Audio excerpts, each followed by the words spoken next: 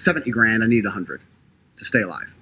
And by the time I got to the end of about a day and a half's research on money, I was really pissed off because I realized that money's bullshit.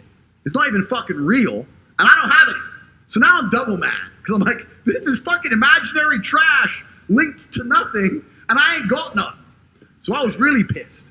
So I'm watching all these fucking videos and doing all this research on like assets, liabilities, blah, blah, blah. And I got a piece of pen and paper. I've been taking notes the whole time. And I got to the point where I was trying to write down my assets.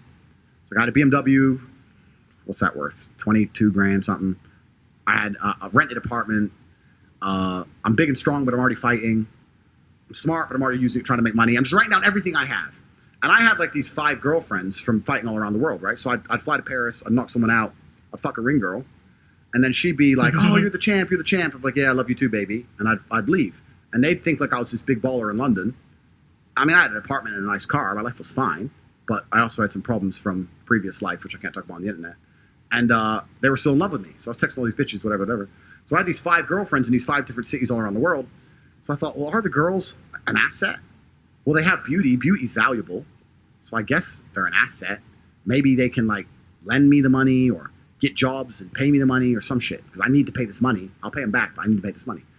So I wrote them down. Anyway, as I was thinking this again, can these chicks help me in any way? One of the girls offered to lend me like 5 G's or something. It didn't really help. And I'm sitting there thinking, can these chicks help me in any way? And I'm not a ruthless person. I'm really not an evil person that they try and paint me on the internet. I am not the guy who's going to put a bitch on the track. I'm not the guy who's going to hard pimp a bitch, make her fuck dudes. I'm not that guy. I don't like those kind of things. I don't want anyone to touch my chick. Strip club, maybe, but then to open a strip club, you need money, right? How the fuck you open a strip club with no money? You need to build a strip club. It takes money. So I'm sitting there and I'm Googling on the internet like strip clubs or I was Googling like remote jobs, London, trying to see if there was some remote work I could tell my girlfriends to do online remotely to get the money. And I could tell the guys, look, I'll have the money by this day. And then between me and them and more the incomes, I could pool the money and get the money, boom, boom.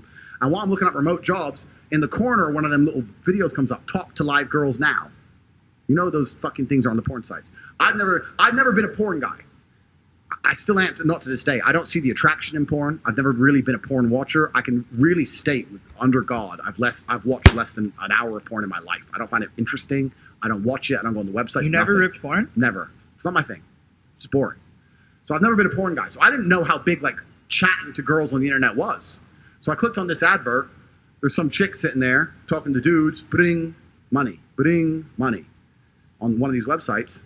And I was like, I wonder how much she's getting. So then I start looking into this webcam thing, and I realized these girls are making bank.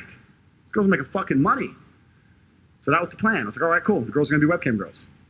So I originally thought I'll set them all up remotely, and they'll do it all from home and send me the money. But the problem with that, I'll have one as well, if you don't mind. Yeah, Gabe, can I get I'll have one. Thank you, bro. I'm serving a couple of something. Cool. So, but then I thought, you know what? I'm going to be teaching all these girls how to make as much money as they want. Are they really going to give me the money? You know, am I going to end up with the money or is this going to go bad for me? Plus, now they need tech. I'm going to have to send them money to buy tech. Do I really trust the bitch to send the money? Is she going to work hard? Is she going to set it up right? This might all go wrong. So the only answer is I got to bring them all to me and I got to be in charge. So I flew all 5 chicks in. None of them knew about each other. Nothing. Thank you. Sat down at a nice restaurant. Me, Tristan. He flew 2. I flew 5, 7 girls. So look, about to get rich. This is my plan. I'm going to do this. I put a spin on it, of course.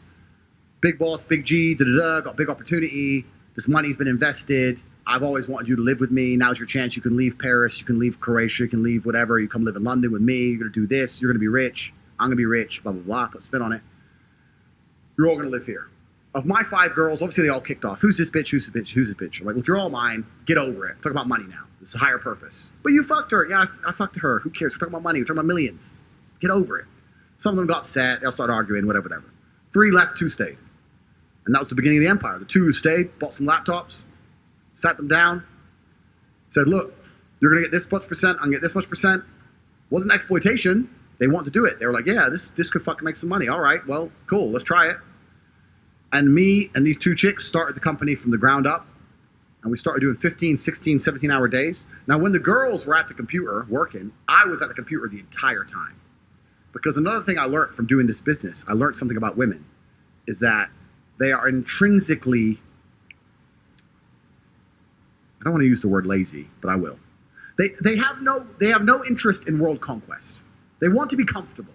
If you show a woman how to make $1,000 an hour, she'll think, I can work 2 hours a week. If you show a man how to make $1,000 an hour, he'll think I can make $18,000 a day. We want to conquer the world. We want all of it. We want all of it. Not to cut you off, but I agree with that completely. And OnlyFans has proven that. It's proven it. They're lazy about it. There's like, give me enough for food and rent. Can't be bothered. Lazy. They're lazy. Yeah. So we didn't have time for lazy, right? So I was like, no, we ain't got time for that. We're going to make all of the money. But we made this much today. Not enough. There's more money in the world. It's ours. All of it's ours. I got to the point where I was so obsessed with it. I'd be sleeping in bed because the chicks would sleep with me one each side. I'd wake up to go piss. And by the time I finished pissing, I was awake enough to say, all right, 2 hours sleep. That's enough. Get up. Back to work. We're going to fucking kill it. So me and these two chicks, and they were about it, right? Because they're getting money as well. Me and these two chicks, we just started fucking hammering the webcam game.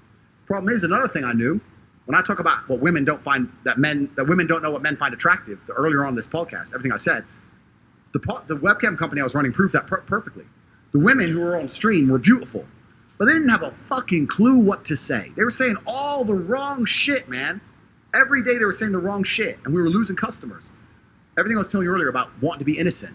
They're saying, oh, I've been here, I've been there. I'm like, shut the fuck up. You're talking to some dude. He doesn't want to hear where you've been. He knows you can't be a 10 talking about how you've been to Dubai to some fucking dude in Minnesota who's fat. He ain't gonna ever believe that he's gonna get you that way. You gotta lie to him. You gotta lie to him. She's like, lie and say what? Say that you've never been anywhere because you don't trust men. You can't find a man who's serious. Make him think that if he's serious about you, that nothing else matters. Wow, you gotta put a famoose on it. So I'm trying to teach these women, and the women kept fucking it up. So I said to them, it's like, you know what, fuck it. I'm taking over. So what I did is I unplugged their keyboards and plugged a new one in for me behind the screen. So the chicks would sit there and hit a keyboard that wasn't plugged in. And me and my brother, and eventually some staff I trained, would do all the talking. The girls were just famoosers, just laughing and doing this, their titties out.